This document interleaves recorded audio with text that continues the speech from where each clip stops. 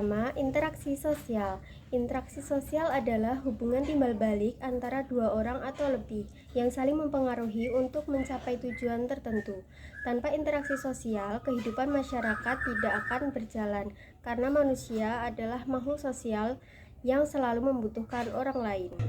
Bentuk-bentuk interaksi sosial dibagi menjadi dua, yaitu yang pertama, asosiatif yang bersifat positif dan membangun, misalnya kerjasama, akomodasi, asimilasi, dan alkulturasi. Yang kedua, disosiatif yang bersifat negatif atau menimbulkan perpecahan seperti persaingan, kontroversi, dan konflik. Tujuan interaksi sosial adalah untuk menjalin hubungan antar individu, mencapai tujuan bersama, dan menjaga keharmonisan dalam masyarakat. Melalui interaksi sosial, kita belajar saling memahami dan bekerja sama. Yang kedua adalah komunikasi. Komunikasi adalah proses penyampaian proses pesan dari seseorang kepada orang lain agar dapat saling memahami dan menimbulkan reaksi sosial. Komunikasi sosial bisa terjadi di mana saja, di rumah, di sekolah, ataupun di tempat umum. Ciri-ciri komunikasi sosial. Yang pertama, ada pengirim dan penerima pesan. Yang kedua, ada pesan yang disampaikan. Yang ketiga, ada umpan balik atau tanggapan. Bentuk komunikasi sosial. Yang pertama, komunikasi verbal, yaitu menggunakan kata baik secara lisan maupun tulisan.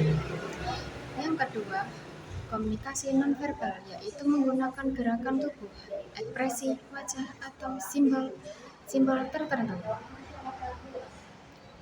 Tujuan komunikasi sosial. Komunikasi sosial adalah untuk menyampaikan informasi, menjalani hubungan sosial, memengaruhi sikap orang lain, dan menjelaskan permasalahan bersama. Yang ketiga, sosialisasi. Sosialisasi adalah proses belajar seseorang untuk mengenal nilai, norma, dan peran sosial agar dapat berperilaku sesuai dengan harapan masyarakat. Melalui sosialisasi, seseorang menjadi tahu mana yang benar dan mana yang salah. Ciri-ciri sosialisasi antara lain. Yang pertama, terjadi sepanjang hidup manusia. Yang kedua, melibatkan interaksi dengan lingkungan sosial. Yang ketiga, mengajarkan nilai, norma, dan kebiasaan. Yang keempat, membentuk kepribadian seseorang.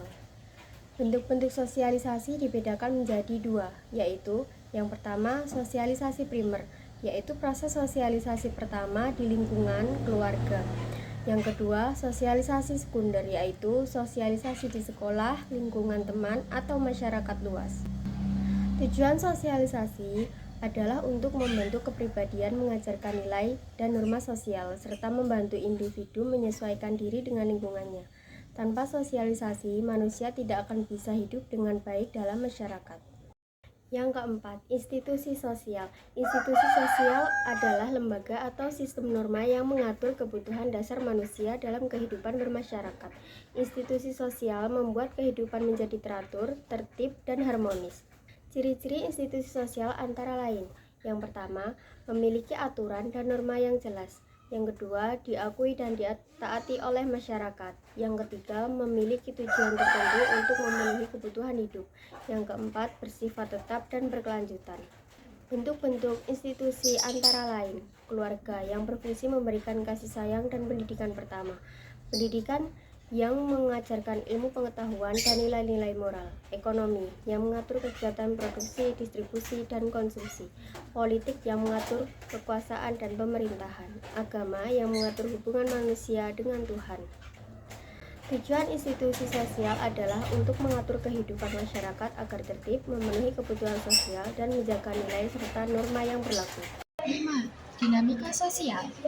Dinamika sosial adalah perubahan terjadi dalam kehidupan masyarakat akibat adanya interaksi sosial. Manusia bersifat dinamis, artinya selalu mengalami perubahan baik secara individu maupun kelompok. Ciri-ciri dinamika sosial. Satu, terjadinya karena manusia berubah dan berkembang. Kedua, dapat menimbulkan dampak positif dan negatif. Bentuk dinamika sosial. Perubahan sosial yaitu perubahan nilai, norma, dan pola kehidupan masyarakat. Yang kedua, mobilitas yaitu perpindahan status atau kedudukan seseorang dalam masyarakat.